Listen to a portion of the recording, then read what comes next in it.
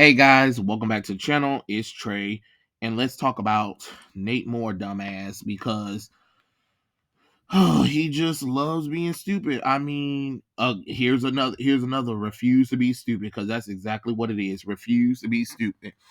So, as you guys know, Nate Moore is one of the producers of producers for Captain America: Civil War, Black Panther: Wakanda Forever, Eternals, Shang-Chi. And I think most of Phase 4, honestly. He's in executives, and he is one of the reasons why we're getting weak ass sauce. And why right now everybody's calling Phase 4 Phase Bore and the MCU because of people like him. So basically, he's basically saying if you're a fan of Marvel and if you ever wanted to write for them, create movies or whatever for them, he will pass you up in a heartbeat. So here's him stating basically. He says that I want someone who's hard on the material. Marvel producer Nate Moore reveals the MCU's writers as fans holds its responsibility for forgettable Phase 4. But so basically, um so here's the article. Growing up as a super fan of Marvel Comics, one might have dreamed of working for the giant studio and bringing to life their favorite characters and stories. Many people behind the successful MCU are advocate fans of the comics, but the Marvel producer Nate Moore, this is a huge red flag. Avid comic book fans would always appreciate anything that is faithful to the source material. The general audience would not bother so much as long as it's entertaining. But sometimes writers have to deviate to generate new ideas to make the stories more compelling and relevant and fresh. So, basically, basically, he's basically saying that the Marvel fans, if you're a Marvel fan and you want to work, I mean, if you want to work for Marvel, it's a no go, because that's a problem. That's a red flag for him. Um, it says, see here again, it says Marvel producer Nate Moore opts against MCU writers who are comic book fans.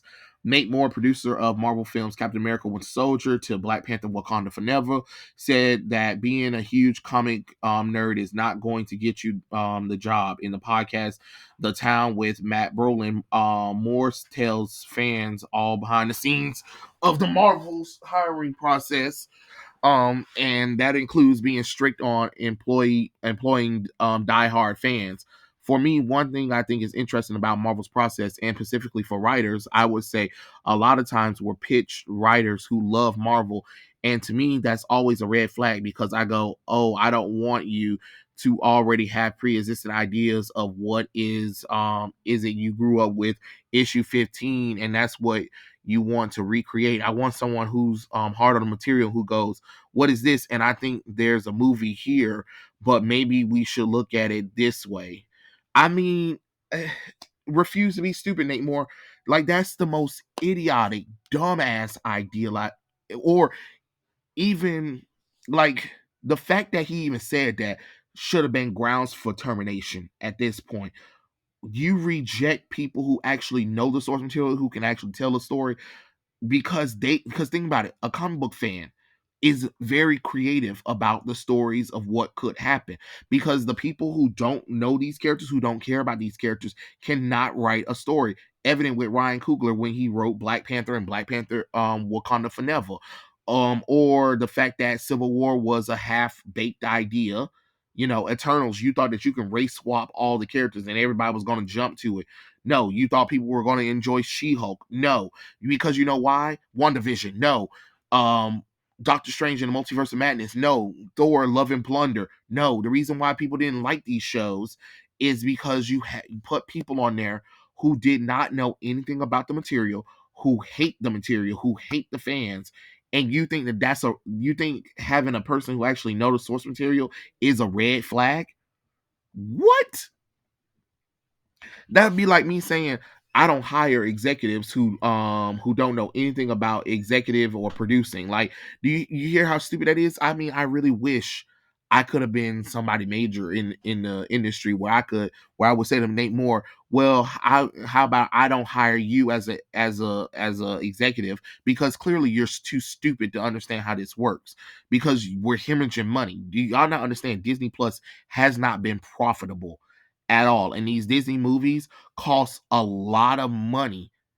Y'all have to understand a lot of these budgets is between 250 million to 500 million for a budget because think about it, you got to think about the reshoots, which usually that's 100 million already into that. Then you have to think about the marketing, which is 100 to 150 million depending on where we're at too. So these budgets are huge. You have to average between 250 million to 500 million for these movies. And guess what? Even if a movie makes 800, that's 800 million. That's barely breaking even. You understand? When you spend that kind of money right there, you need to make a billion in order to turn profit. Like, this is so idiotically stupid, and y'all wonder why fans are walking away. I ain't remember her. I can't even believe this dumbass fucker right here even said this. Well, you know what? Yes, I can. Yes, I can, because I forgot. He's the one who said you can do a Black Panther sequel movie without Black Panther. Okay, it may seem like a daunting move to deviate from source material because the comics serve as the foundation of the entire Marvel Cinematic Universe. But over the years, these giant leap of faith have become adaptations to the success of Marvel Studios, and it helps to notice a single change in a character's detail or story arc that never lost the Marvel chunk of its fan base. Well, no, actually, you start deviating. What in Phase 3 actually, so no, you were pretty much on point from having the characters be from page to screen and taking storylines that came from the actual comic books that people can list back to you and events that happen in the comic books. You know what I'm saying? So no, don't sit up there and say that now. You started deviating really when you got to phase 3, but you really started it with phase 4 because you had the fact that you were riding high on Endgame. You thought you can just do whatever you want to, and clearly you see that people have been walking away from this nonsense. Like, I just don't understand, like, what in God's name is this, you know? um he said deviation from the source material made Marvel successful. What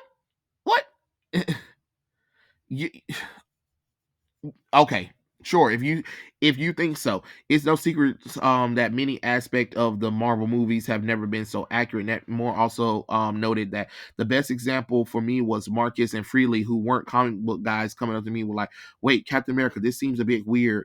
What if we kind of look at it this way? And then they weren't married to anything. Nothing was, there was nothing um nothing sacrilegious.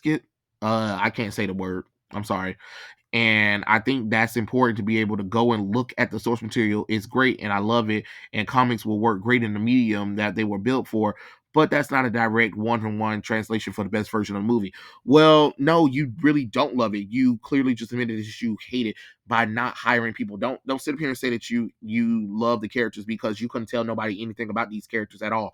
You lucked up into an executive position job and then they put you over here in Marvel because if you don't if the source material is stupid, if you have to deviate from the characters so much that the fans are starting to reject this stuff, then why do you make movies based on the source material? And on top of that, with comic books, they're drawn storyboards, you dumbass fucker. Like, are you kidding me?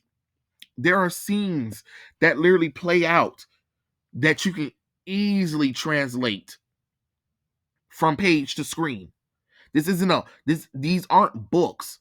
These are literal storyboards in your face where the character is moving in action from scene to scene, where you get to see what outfit they're wearing, you get to see what moves they're making when they're fighting a villain or something like that, or get to see like the nooks and crannies of a corner or something like that. So don't sit up here and say that it wouldn't translate. No, it can translate. You just choose not to translate it. Like, okay, sure, you know what I mean? This might be a major deal breaker for some and heartbreaking truth for fans. Um, Many of these changes and modern approach influence the flow of their comic book counterpart.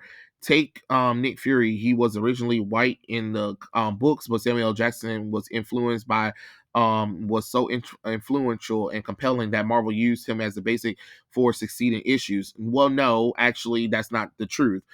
Nate Moore, you would know that if you actually, I don't know, read a fucking comic book.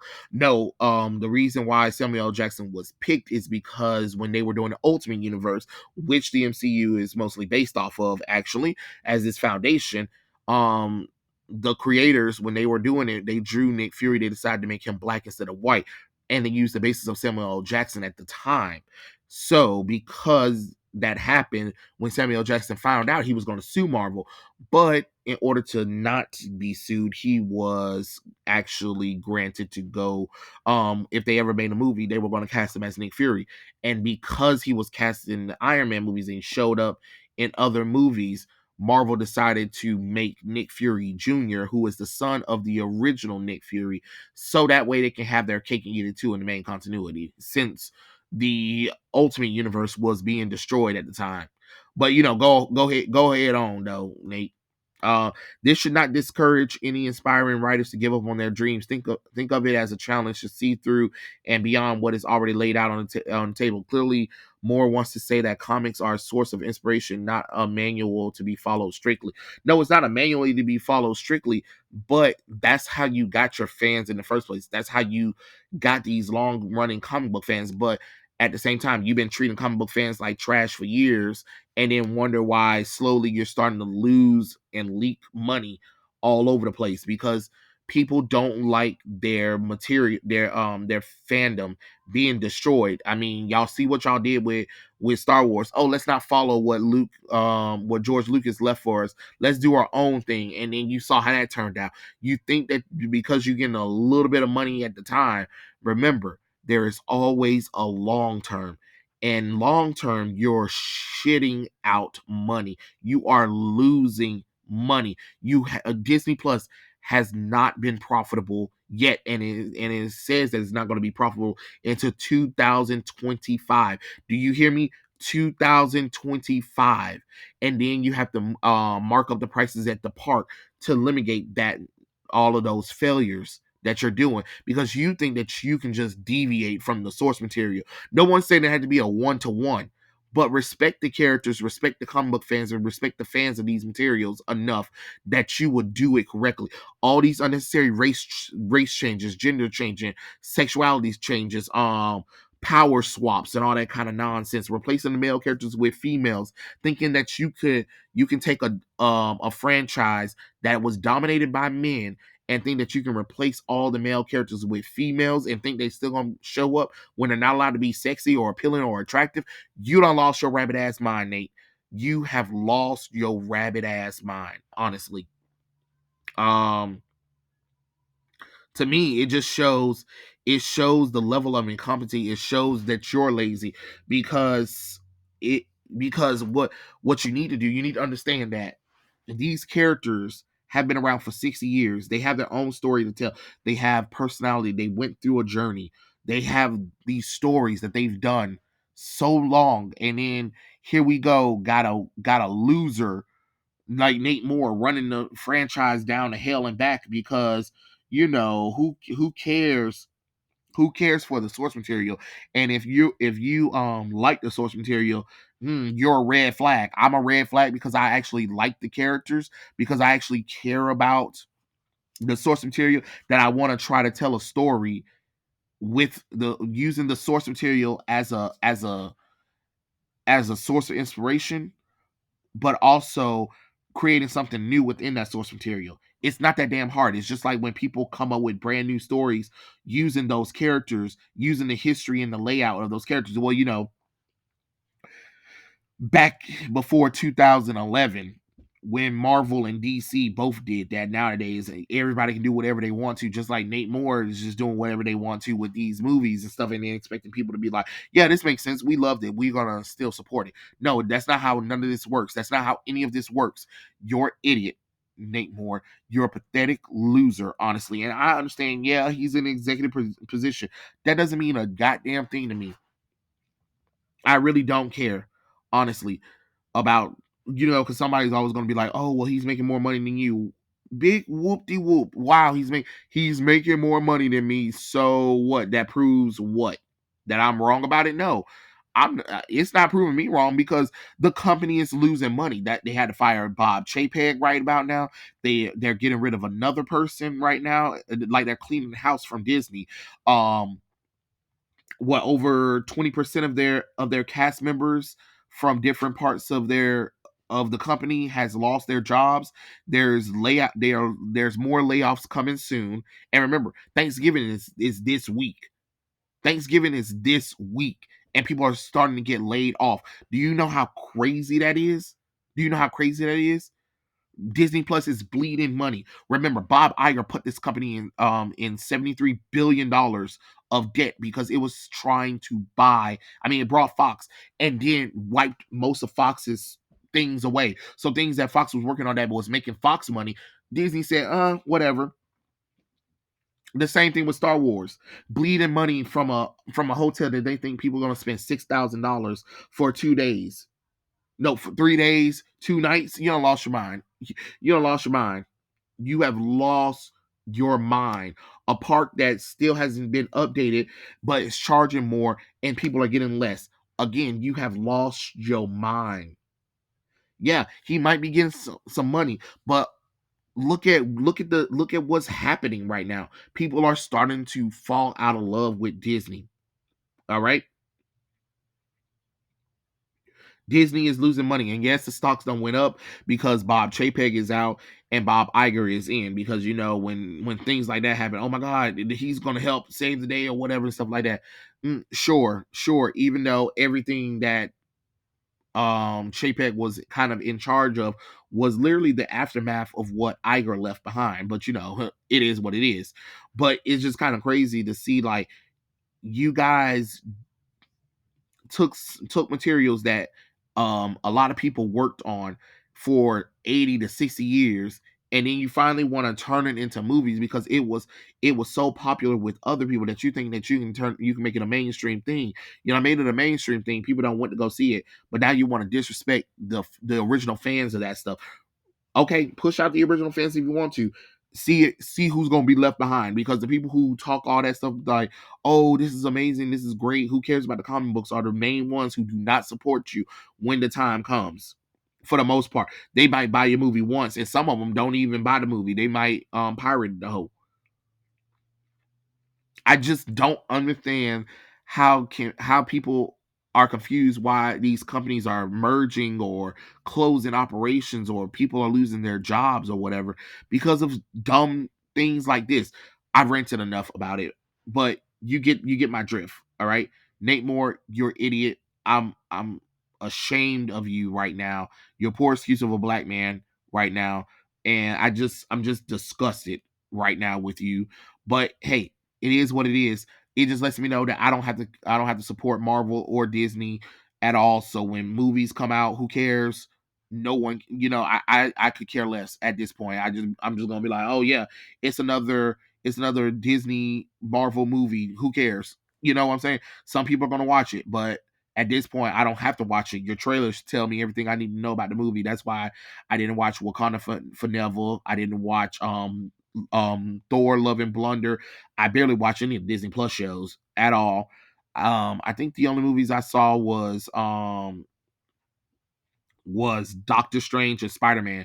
I have not seen any of the other movies because everything looked like trash when I saw the trailer. I said, "Yep, nope, don't need to see these movies." But hey, it is what it is. You can have this. Some of us are just gonna wash our hands about it. But hey, that don't mean I can't talk about it and make fun of it. But it is what it is. Tell me what you guys think in the comment section below, and I'll catch you guys later. Peace out.